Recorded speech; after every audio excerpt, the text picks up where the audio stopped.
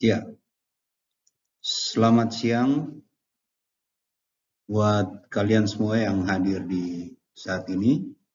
Salam sehat buat kalian juga. Bagaimana keadaan kalian di hari ini? Ya, saya harap semuanya dalam keadaan baik-baik saja ya. Nah, hari ini kita akan ada dalam lanjutan materi kuliah kita, masih dengan teori sosiologi modern 1. Saya tahu bahwa materi-materi sebelumnya itu kalian sudah pelajari, karena materi yang diberikan setelah saya memberikan kuliah itu kan sudah dibagi buat kalian juga. Untuk itu kita ada di pertemuan keempat ya. Pertemuan keempat tentang teorinya Erwin Goffman, teori dramaturgi. Ya. Nah, nanti materi saya ini setelah disampaikan buat kalian, selesai pertemuan saya akan bagikan buat kalian juga. Ya. Saya akan share di grup WA kelas supaya kalian bisa pelajari. Ya. Saya harap kalian bisa mengikuti proses perkuliahan ini dengan baik. Kalau ada yang mau bertanya, nanti saya berikan kesempatan buat kalian bertanya.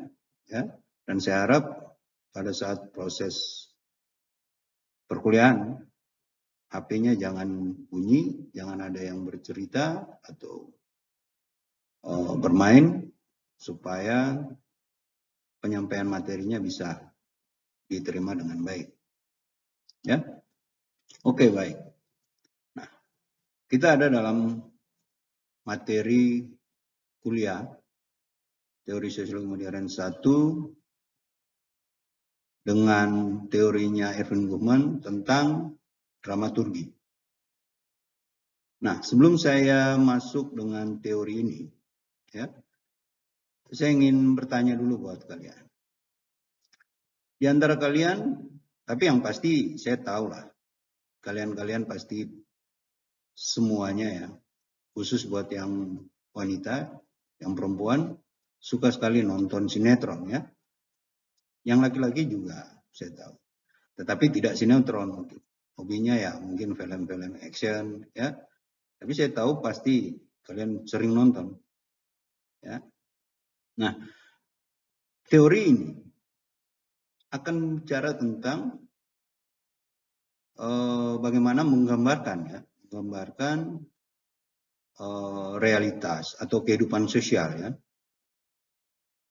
Kehidupan sosial masyarakat ya, yang tidak jauh berbeda dengan sinetron atau film-film action yang kalian nonton. Ya, makanya saya tanya, ya, kalian pernah atau sering nonton sinetron pasti akan sangat bermanfaat untuk memahami tentang teori ini. Ya, baik, kita akan masuk untuk materinya.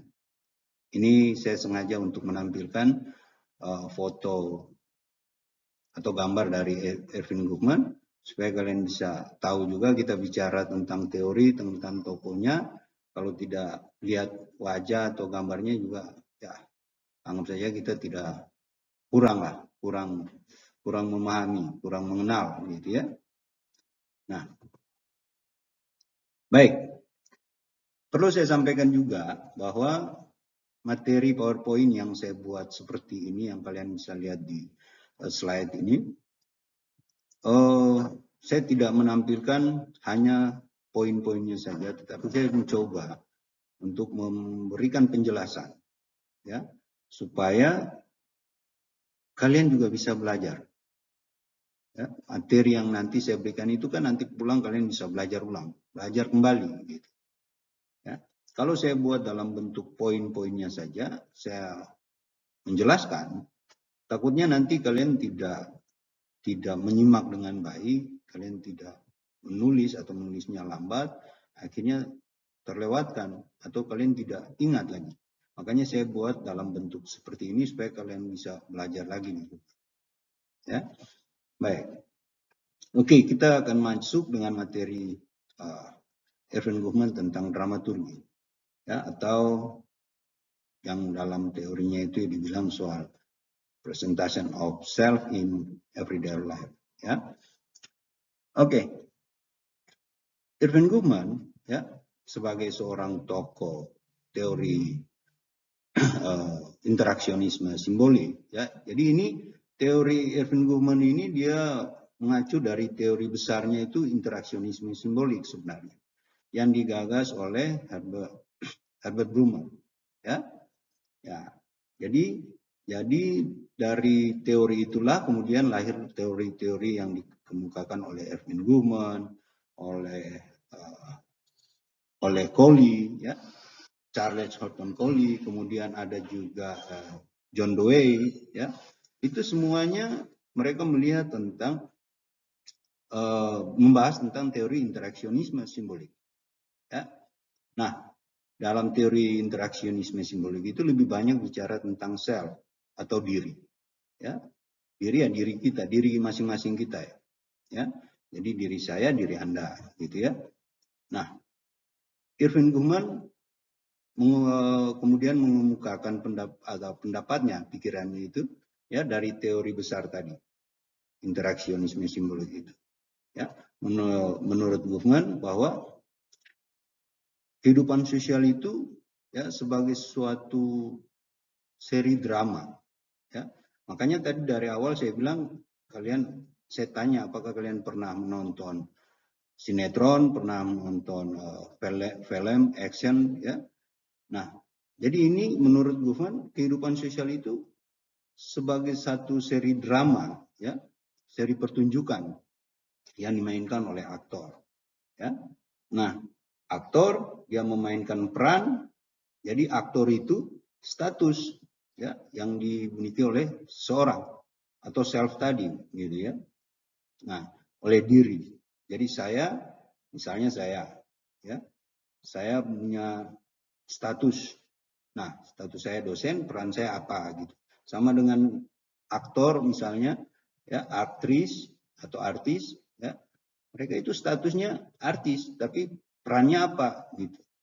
Nah, kalau dalam pandangan, dalam perspektif Goffman ini, aktor dan aktris itu mereka memainkan peran di atas panggung, ya, menampilkan apa yang menjadi tugas mereka, ya.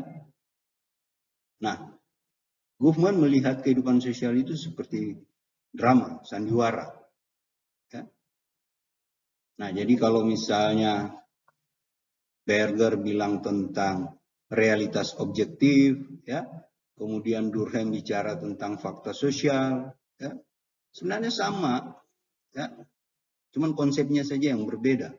Kalau Berger bicara tentang realitas objektif, ya, menurut Berger itu realitas objektif itu realitas yang kita temui dalam kehidupan sehari-hari. Ya, sama juga fakta sosial yang dikemukakan oleh Durkheim, ya, bahwa fakta sosial itu ada dalam kehidupan kita dan itu nyata, itu tidak bisa dirubah menjadi fakta lain.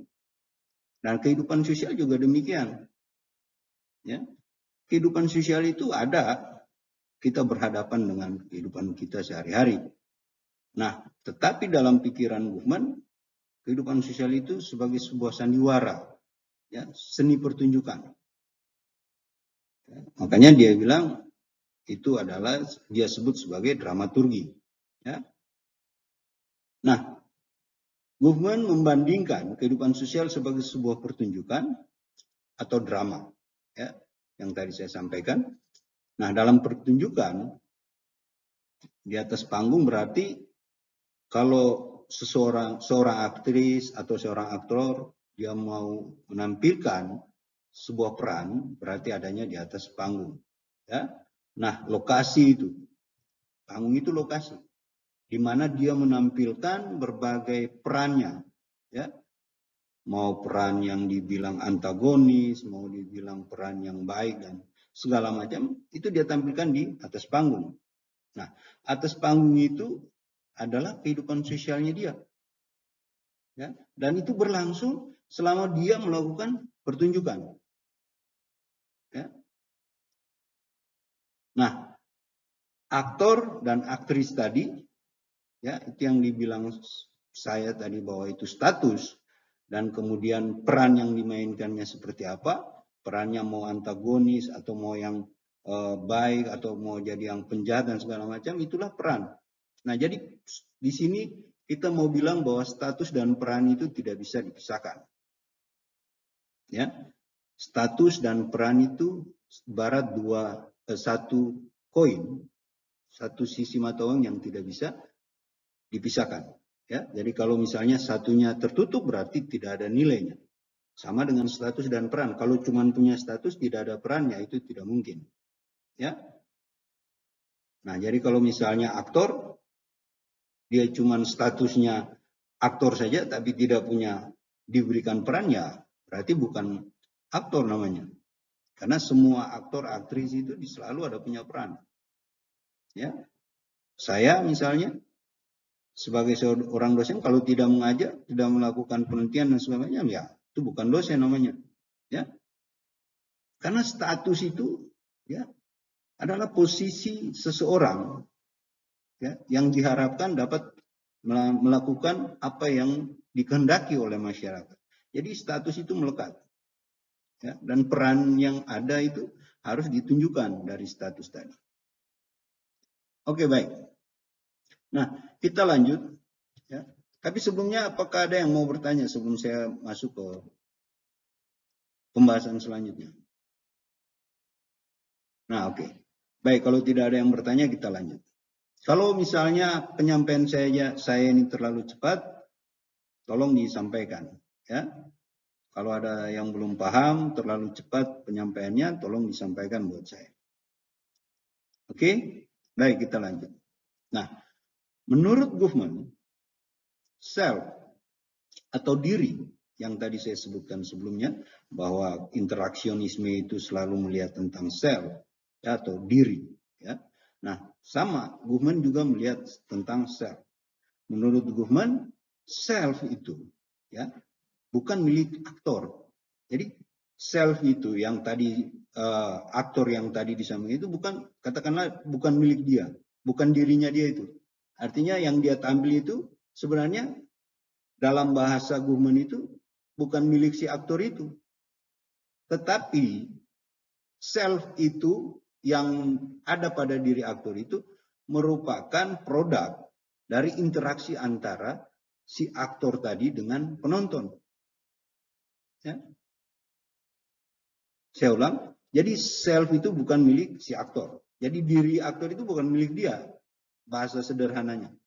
Ya, itu menurut Goffman. Tetapi merupakan produk dari hasil interaksi dia. Ya, interaksi dia dengan penonton ketika dia berada di atas panggung. Ya, jadi dipahami ya. Nah, menurut Goffman, arti self itu mengarahkan tingkah laku, ya, mengarahkan tingkah laku seseorang sesuai dengan harapan penonton, ya, sesuai dengan harapan penonton, ya. Aktor, ya, ketika berinteraksi dengan penonton dia berharap ada sesuatu yang diperoleh. Nah itu selfnya, gitu. Penonton akan memberikan nilai terhadap apa yang dia lakukan di atas panggung. Ya.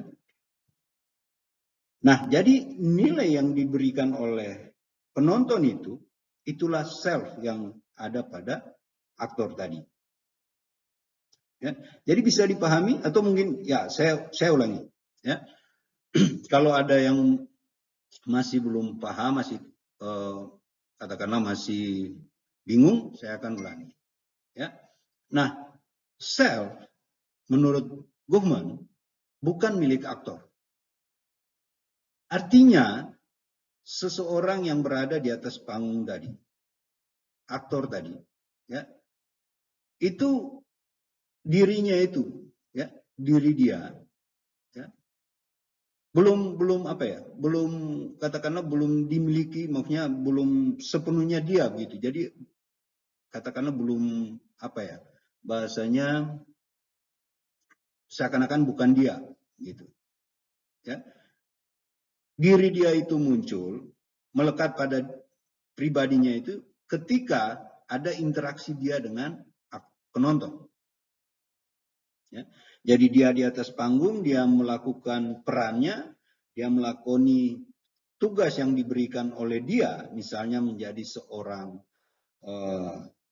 penjahat misalnya, itu dia harus mainkan peran itu. Nah, orang yang menonton, ya, penonton akan melihat dan akan memberikan penilaian, menafsirkan tindakan yang dia lakukan tadi. Oh, ternyata dia ini penjahat. Ya. Dia ini, wah, jahat sekali misalnya. Di film-film, di sinetron, kalian ketika menonton sebuah sinetron, kalian akan melihat seseorang yang melakukan perannya yang sangat jahat misalnya, pasti kalian, wah, dia ini jahat. Saking cerita sinetron itu menarik, dari seri ke serinya pasti kalian ikuti.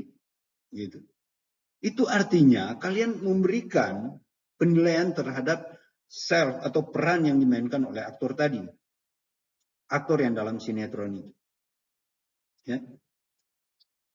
Nah, jadi self mengarahkan tingkah lakunya ya sesuai dengan harapan penonton. Ya. Yang diperoleh aktor ketika berinteraksi dengan penonton. Jadi aktor itu tahu bahwa dirinya itu dari penonton. Gitu. Ya.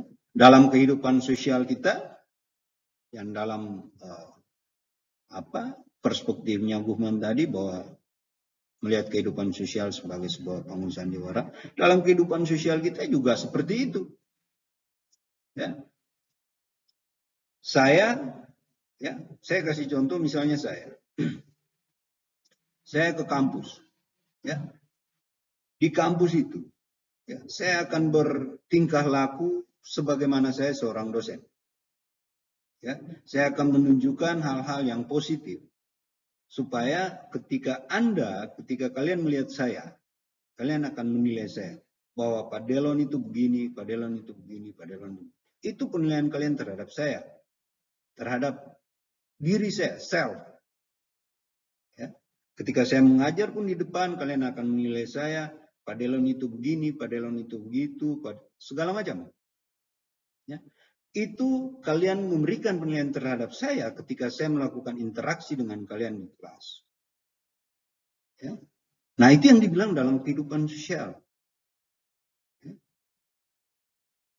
Nah, itulah saya ketika saya ada di kampus, tetapi ketika saya di rumah, ya, kalian kan tidak tahu saya seperti apa di rumah. Mungkin saya di rumah saya suka mabuk, ya. Mungkin saya di rumah saya sering marah-marah sama istri dan anak-anak. Ya. Perilaku negatif saya di rumah itu kalian tidak tahu. Ya. Sedangkan saya berada di kampus, saya sebagai seorang pendidik yang menampilkan perilaku yang sangat baik. Ya. Nah, itu yang mau disampaikan dari Gufman tentang self. Oke, baik, kita lanjut. Nah, atau ada yang mau bertanya sebelum saya lanjut ke pembahasan selanjutnya? Oke, baik, tidak ada ya. Ya, saya berharap kalian bisa memahami apa yang tadi saya sampaikan. Baik, menurut Gufman, ya, para aktor, ya, kita masih ada dalam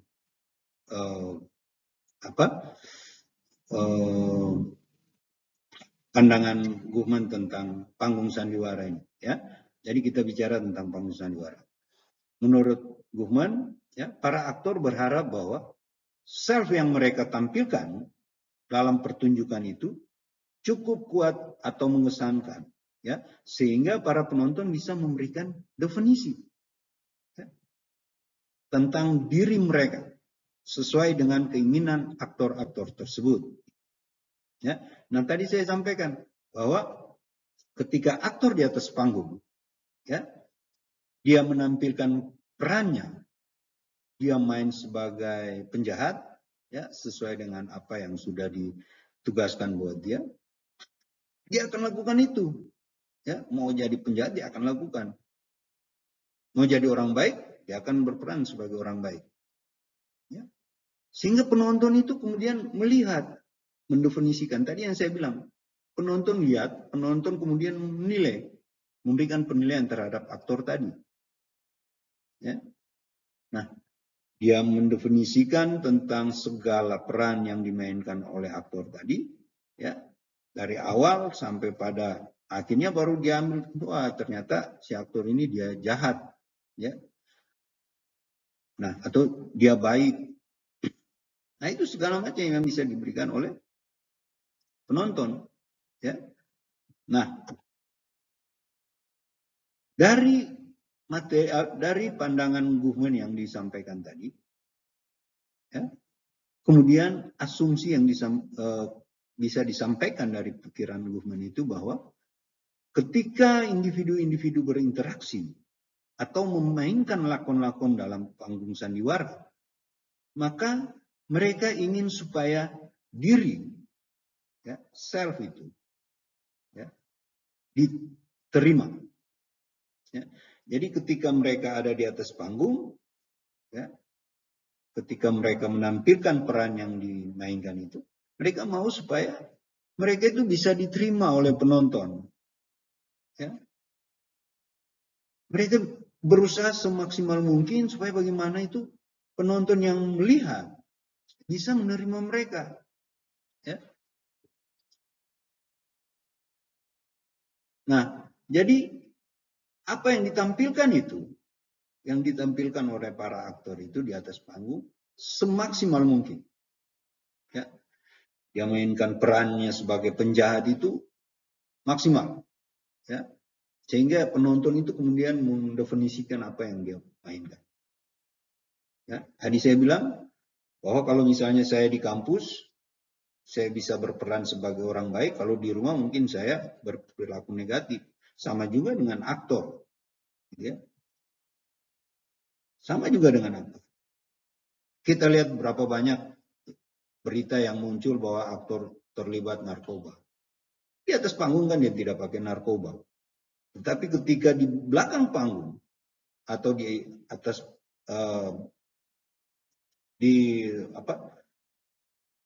belakang pentas, dia tidak pentas misalnya, dia bisa saja memakai narkoba. Dan banyak berita yang kemudian muncul, aktor terlibat atau aktris terlibat narkoba. Ya. Nah, baik, kita lanjut. Atau ada yang mau bertanya? Tidak. Baik.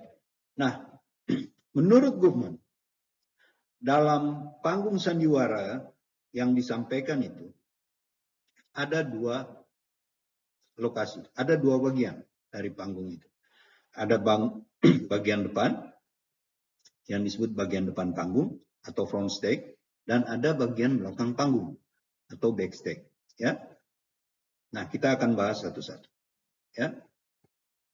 Bagian depan panggung, ya, fungsinya untuk mendefinisikan situasi.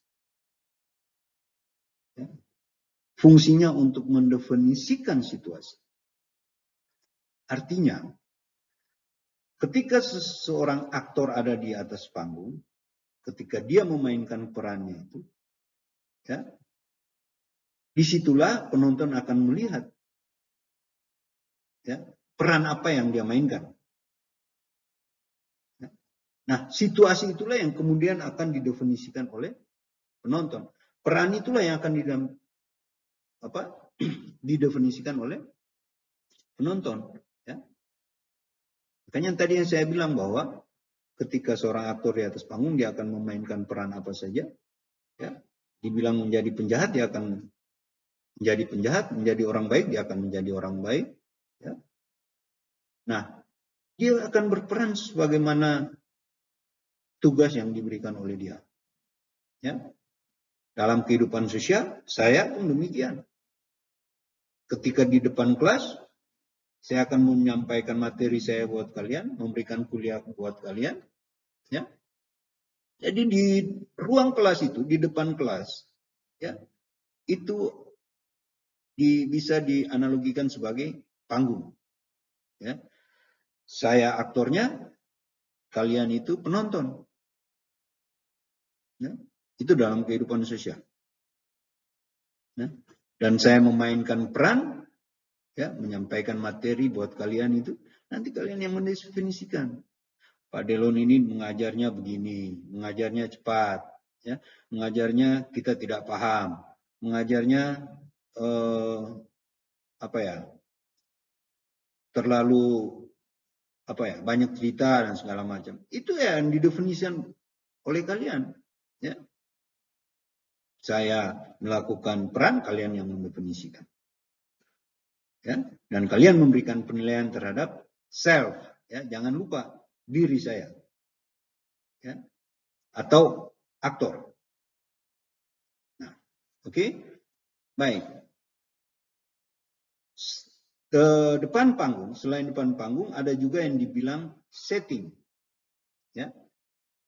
Nah, jadi ada elemen lain selain depan panggung. Atau front stage tadi. Ada setting. Ya. Setting adalah bagian-bagian yang secara fisik atau alat, ya, yang harus ada apabila si aktor tampil. Ya. Jadi setting itu harus ada ketika si aktor itu mau tampil. Bagi aktor, ya, atau seorang aktor katakanlah penyanyi, settingnya bisa berupa sound system, mic, ya, piano, gitar, dan segala macam. Jadi peralatan yang dibutuhkan untuk si aktor itu pentas. Ya. Nah, kemudian kalau dalam kehidupan sosial, misalnya saya, ya, saya mau mengajar, ya, setting yang saya butuhkan apa? Papan tulis misalnya, ya, infocus misalnya, ya, laptop. Ya. Jadi itu yang berhubungan dengan apa yang akan diperankan oleh aktor atau saya sebagai dosen. Jadi setting itu alat-alat yang membantu peran si aktor. Ya. Nah, kemudian ada personal form. Ya. Kalau personal form ini terdiri dari barang-barang yang membantu memberi kesan kepada penonton. Ya. Sehingga penonton dapat dengan cepat mengidentifikasi peran yang dimainkan si aktor atau posisi sosial yang diduduki seseorang dalam kehidupan sosial. Ya. Jadi ada barang-barang yang membantu memberi kesan kepada penonton. Ya. Misalnya, penampilannya, perannya sebagai seorang penjahat. Barang yang harus dia bawa misalnya apa? Ya. Barang yang harus dia bawa misalnya apa? Pisau misalnya, ya, atau senjata misalnya, pistol misalnya, ya. Itu yang misalnya dia harus bawa, ya, barang yang membantu dia untuk memberikan kesan kepada penonton bahwa oh ya, dia ini sebagai orang aktor ini penjahat, gitu, karena ada bawa pisau, ada bawa pistol dan segala macam yang memberi kesan bahwa dia itu jahat, gitu ya. Nah, kalau saya dalam kehidupan sosial, misalnya yang harus saya bawa barang-barangnya, misalnya ya saya harus bawa laptop, saya harus bawa buku, ya, yang memang dia harus mendukung peran saya untuk mengajar. Saya harus bawa spidol misalnya, ya. Nah, oke, baik, itu yang bagian depan panggung. Kita berpindah ke bagian belakang panggung atau backstage, ya. Nah, bagian belakang panggung atau backstage itu tempat di mana bermacam-macam tindakan atau tingkah laku non formal muncul. Ya. Jadi belakang panggung itu muncul berbagai tindakan yang negatif yang tadi saya bilang. atau tindakan tingkah laku non formal. Jadi aktor yang saya bilang ketika di atas pentas, di atas panggung, ya, dia menampilkan hal yang baik-baik, positif, segala macam, ya, supaya menarik hati para penonton, memberikan kesan yang positif bagi dia. Tetapi ketika di belakang panggung, nah disitulah muncul ya tindakan-tindakan negatif terjadi. Ya bisa saja yang tadi saya bilang, misalnya dia narkoba, ya, dia minum minuman keras, atau dia emosional, dia bisa pukul kru misalnya, ya, bisa saja terjadi. Ya. Saya dalam kehidupan sosial misalnya, tadi saya coba memberikan contohnya, ya, kalau di rumah, ya, atau misalnya katakanlah jangan sampai di rumah, keluar kelas misalnya, ya, keluar kelas setelah selesai mengajar, ya, saya duduk di tempat satu yang sepi misalnya, masih dalam lingkungan kampus, kemudian saya minum alkohol atau saya narkoba misalnya, bisa saja. Ya. Nah itulah bagian belakang panggung. Ketika kita tidak, seseorang atau aktor itu kita tidak menampilkan perannya, melakukan perannya, bisa saja hal-hal negatif itu muncul. Ya. Menjadi orang baik di depan panggung, ya, di dalam kehidupan sosialnya, dalam lingkungan sosialnya. Kalau kita bicara kehidupan sosial, berarti kita bicara lingkungan sosial, ya. Itu positifnya muncul semua. Ya. Orang baik jadi orang baik. Tetapi ketika pulang ke rumah misalnya, wah itu bisa jadi orang jahat. Ya. Itu bisa jadi orang jahat. Ya. Nah itu bagian belakang panggungnya. Ya. Nah, menurut Goffman, aktor akan berusaha supaya bagian belakang panggung tidak boleh dilihat oleh para penonton, karena akan mengganggu performa, ya, yang dia tampilkan. Ya. Nah jadi belakang panggung itu biasa tidak diketahui oleh penonton. Penonton selesai nonton pertunjukan langsung pulang lewat jalan depan, belakangnya mereka tidak tahu. Mereka tidak tahu kalau si aktor itu dia sudah turun, kemudian dia sudah minum minuman keras untuk menghilangkan capeknya, atau narkoba untuk menghilangkan capek dan segala macam. Penonton tidak tahu, penonton sudah pada pulang. Tapi nilai yang diberikan penonton sudah ada buat dirinya dia, bahwa aktor itu baik, ya itu sudah ada, self itu sudah dapat. Cuman penonton itu yang tidak tahu, karena di belakang panggung itu bisa terjadi berbagai tindakan atau perilaku negatif. Ya. Nah, baik. Jadi dalam kehidupan sosial, ya, dalam kehidupan sosial atau dalam lingkungan sosial kita, ya, di mana kalian itu melakukan aktivitas pergaulan kalian sehari-hari, ya, kalian juga akan mengalami hal seperti itu. Ya.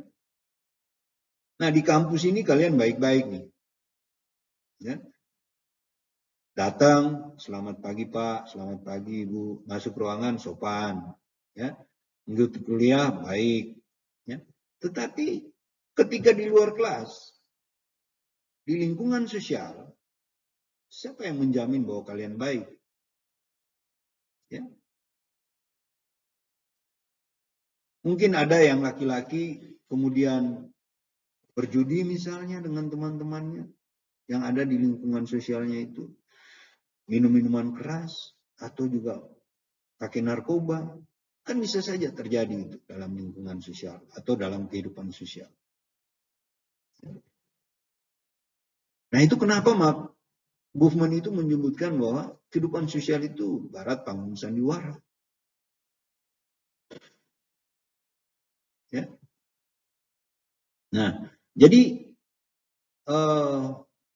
saya berharap kalian bisa memahami apa yang saya sampaikan. Ya.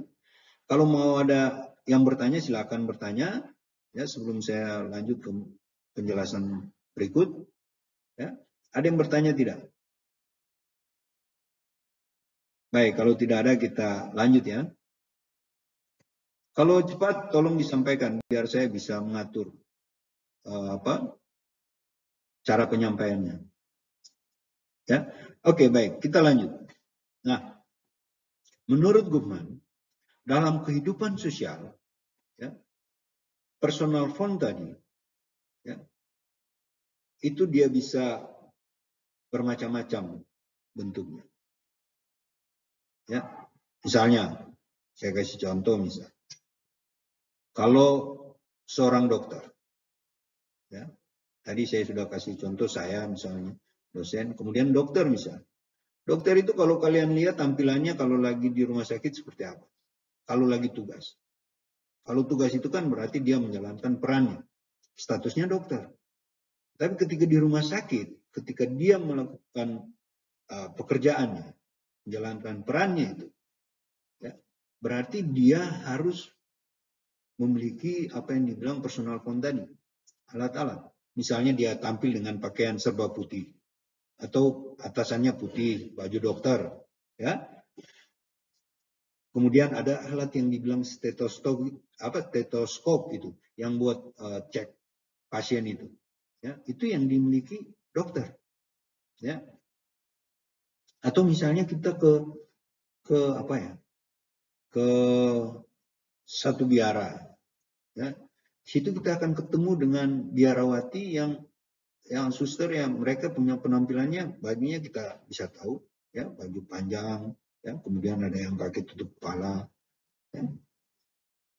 Nah itu yang dibilang personal form, ya. Nah, menurut Goffman, ya, umumnya orang berusaha menampilkan suatu self, ya, atau diri yang diidealkan dalam front stack tadi, atau ya dia harus berusaha semaksimal mungkin mau tidak mau, ya, menyembunyikan segala hal yang berbentuk ya orang bilang negatif tadi, sehingga performanya itu bisa menarik penonton dan dinilai positif oleh penonton, ya.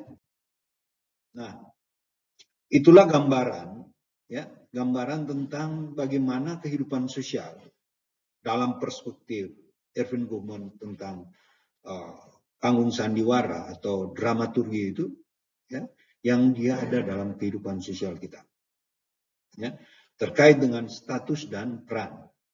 Ya, status itu posisi seseorang dalam masyarakat, kedudukannya, dan peran itu apa yang diharapkan dari posisi tadi. Jadi status dan peran saya bilang tidak bisa dipisahkan. Nah, dari penyampaian saya ini, ya, saya coba menyampaikan apa yang disampaikan oleh Goffman sebenarnya, ya, bahwa fokusnya adalah bukan pada individu, ya. Menurut Goffman, fokusnya bukan pada individu, tetapi tim, ya. Tim itu terdiri dari individu-individu yang bekerja sama di atas panggung, ya. Setiap anggota di dalam tim saling mempercayai satu dengan yang lain. Karena setiap orang bisa mengganggu jalannya pertunjukan dan semua orang sadar bahwa mereka semua sama-sama bekerja untuk mensukseskan performa, ya. Nah, itulah kenapa Goffman itu menyimpulkan bahwa tim itu semacam masyarakat rahasia, ya, secret society. Ya, jadi yang membuat pentas itu menarik itu kan tim, ya, bukan si aktor saja, tapi tim. Nah, tim yang bekerja keras untuk bagaimana aktor itu menampilkan performa yang baik. Nah, tim menurut Goffman itu semacam masyarakat rahasia atau secret society. Oke? Baik, saya pikir materi saya untuk pertemuan yang keempat ini sampai di sini, ya. Nanti materi ini akan saya bagikan ke kalian melalui grup WA kelas, ya. Saya harap kalian bisa belajar lagi materi ini di rumah, ya, dan melihat kondisi kehidupan sosial kalian, ya, dalam dalam kehidupan sehari-hari kalian. Ya. Kalau tidak ada yang bertanya lagi, saya cukupkan materi kita untuk hari ini, pertemuan keempat. Nanti kita akan lanjut untuk pertemuan kelima untuk minggu depan. Tapi saya berharap kalian bisa belajar lagi materi yang saya sampaikan. Ya. Begitu, selamat siang, salam sehat buat kalian dan salam buat keluarga di rumah.